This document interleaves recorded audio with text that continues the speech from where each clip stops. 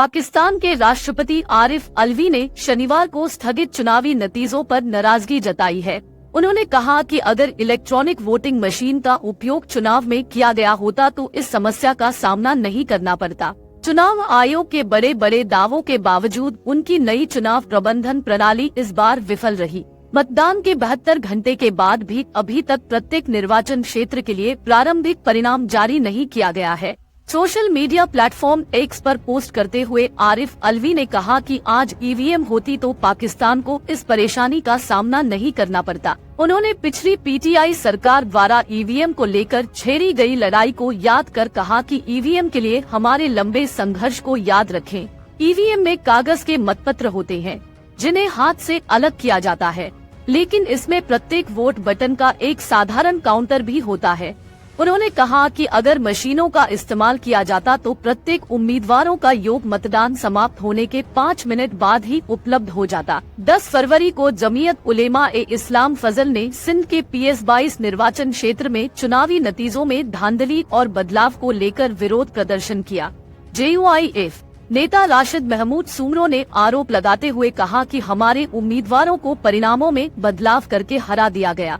उन्होंने कई निर्वाचन क्षेत्रों में फिर से चुनाव कराने की मांग की। रविवार को तहरीक-ए-इंसाफ पार्टी के कार्यकर्ताओं ने देश भर में विरोध प्रदर्शन किया क्योंकि निर्दलीय उम्मीदवार 100 सीटों से आगे हैं।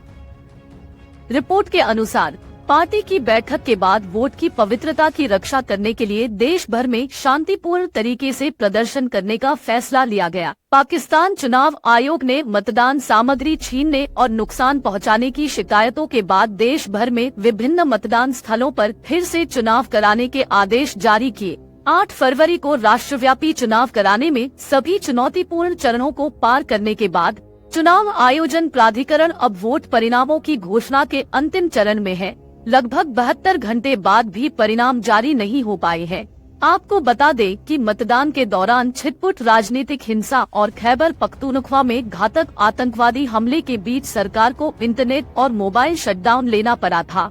17,816 निर्दलीय और पार्टी संबद्ध उम्मीदवारों ने 265 national assembly, 296 Punjab assembly, 130 Sindh assembly, 113 Khyber Pakhtunkhwa और 51 बलूचिस्तान सीटों समेत कुल 855 सीटों पर चुनावी लड़ाई है। पाकिस्तान में गठबंधन सरकार बनना लगभग तय हो गया है।